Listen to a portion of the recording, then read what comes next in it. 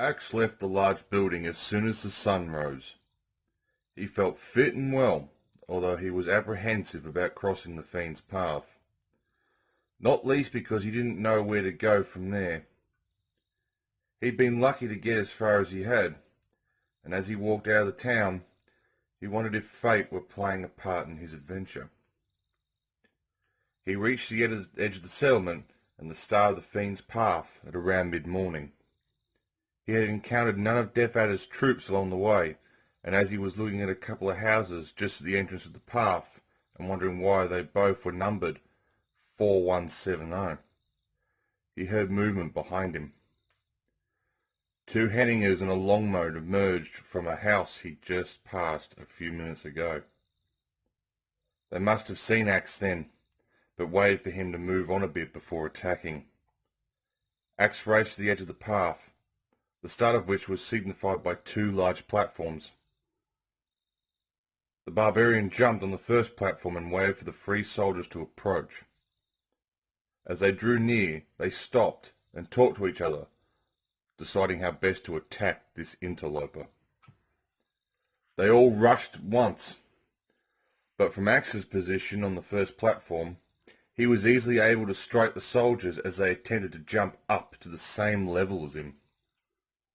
In the heat of the battle, none of the soldiers seemed to realize that they were unable to hit Axe. Soon enough, the skirmish was over. Axe took a deep breath and looked down the path. He could see for miles ahead, and the place was deserted. Axe frowned. How can this be such a fearsome place, he thought. There was no suitable cover along the route that any of Death Adder's troops could use as a suitable place for ambush. The place was as dead as the dry earth of which it was made. Axe began walking down the path. He had only gone maybe 10 steps when he stopped. He felt a rumbling beneath his feet, and he could hear a distant, muffled sound like thunder from several miles away. He quickly checked his pouch to see if he'd dropped any magic bottles. No, they were all safe. What then was causing the ground to rumble? In less than 5 seconds he had the answer. He glanced over his shoulder and saw the earth just behind him begin to separate. The soil just seemed to part, and a skeleton rose from the ground, cutlass at the ready. Axe swung round and moved towards the skeleton with Skull Crusher drawn. He sliced and caught the skeleton unprepared. The bones flew apart, but then joined themselves together again.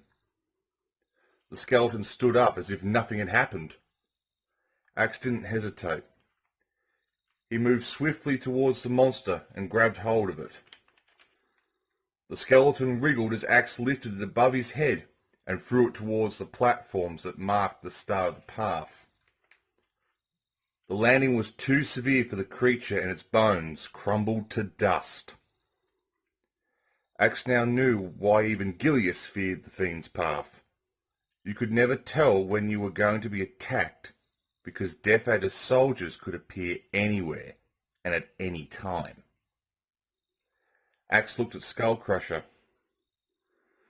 You have served me well so far, Skull Crusher, but I fear I may need you more than ever now.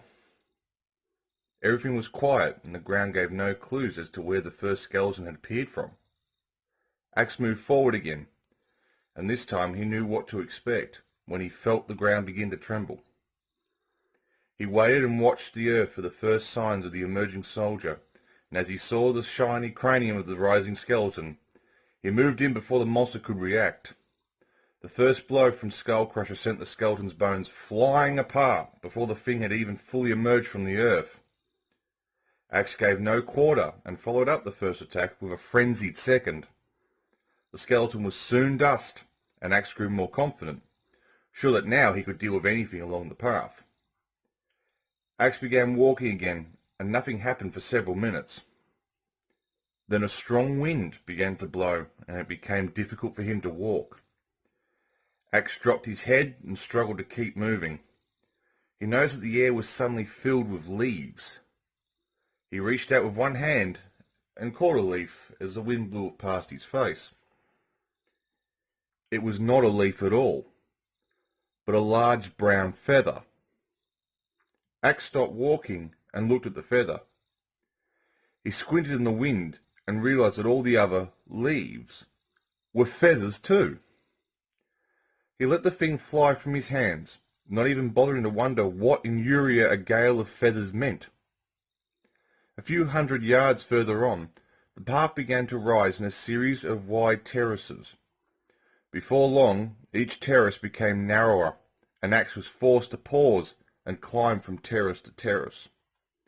The wind continued to blow with a terrific force, and there seemed to be no sign of the feathers abating. With the wind making such a noise in his ears, Axe didn't hear the ground rumble a few minutes later. Eventually, the force was so strong that he couldn't fail to notice the tremors, especially as there seemed to be several separate vibrations happening all at once.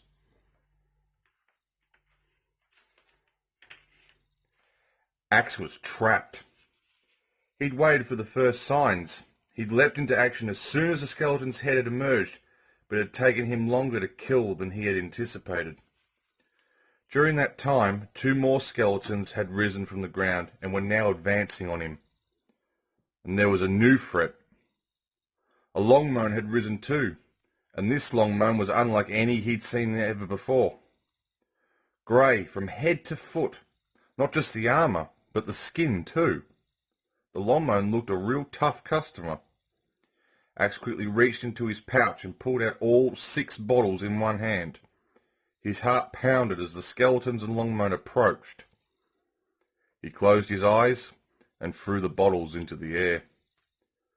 The ground split open and a bubbling volcano appeared. Red and white hot lava began spitting out of the mountain, and Axe lay down on the ground to avoid any of the volcano's molten boulders.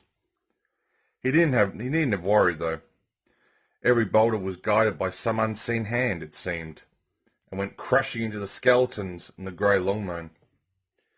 Even as they lay on the ground and began crumbling, the volcano continued to hurl boulders on top of their bodies. Several minutes passed and Axe lay still on the ground, even though the volcano had disappeared and the path had returned to normal.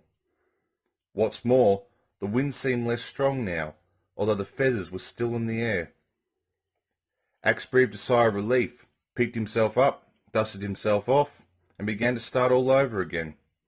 He'd scarcely started walking when he felt yet more tremors beneath his feet, and he'd only just climbed a large step and moved onto the top of a new terrace too. Nevertheless, he turned round, jumped back down, and waited.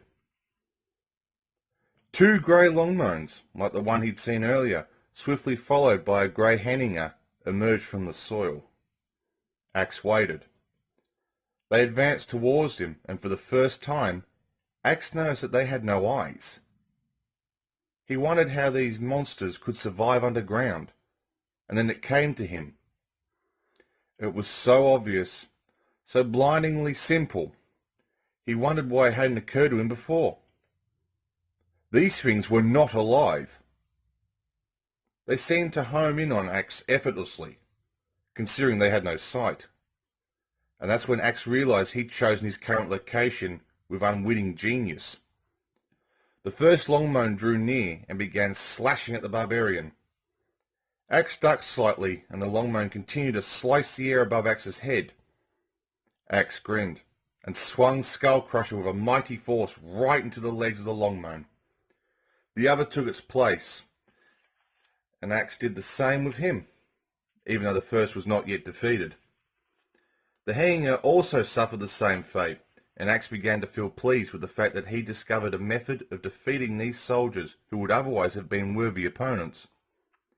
When the last of the bodies had crumbled to dust, and Axe was sure he could not feel the earth move any more, he jumped back up the platform and moved cautiously along the terrace and up onto the next. Axe stood at the end of the fiend's path, painting. He'd taken on another 7 or 8 of the undead longmoans and hangingers, and all had been disposed of in the same way. But the path was now no longer in front of him. It just disappeared, and he was staring into nothing but sky. Axe crept towards the edge and looked down. He could see land below him, but it was a long, long drop.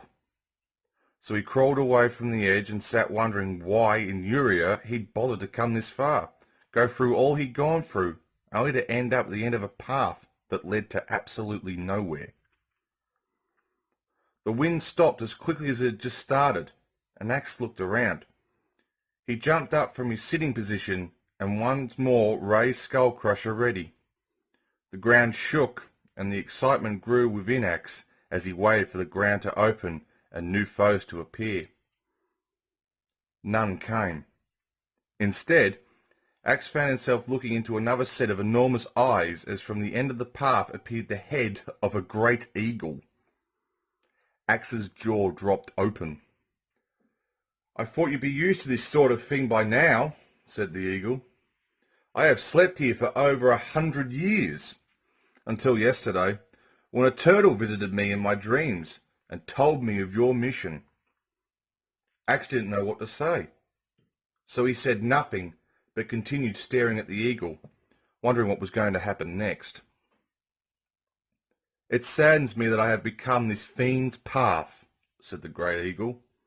"When I went to sleep, I was the friend's path, a path that enabled the good folk of Uria to walk among the clouds, where they might converse with the birds and gaze down on the world in amazement and wonder, and appreciate the beauty of the land. And now I await to find that Death Adder has turned me from a place of beauty into a place of fear and dread." Axe felt sad for the great bird. The creature had sacrificed itself so that others may enjoy the splendour of the world, and Death Adder had twisted it for his own ends. "It is Death Adder I seek," said Axe. "He holds the king and princess captive, and gradually the whole of Uria is falling under his control. I must stop him and return the golden axe to the king so that peace may once more return to our war-torn land. I know of your quest, Axe Battler, and I have been woken to help you. I know where the castle is, and I can take you to Death Adder." The ground started to shake as the giant bird began to unfold his wings. "Hold on tight, Axe Battler," said the bird, above the noise of his giant wings. "We're off to Death Adder's castle for your final battle. Soon, Uria will be free. But if you fail, then we shall all bow down to our new master, Death Adder." Axe sat astride the eagle's neck and gripped the bird's feathers tightly as it rose into the air and began flying west towards Death Adder's castle.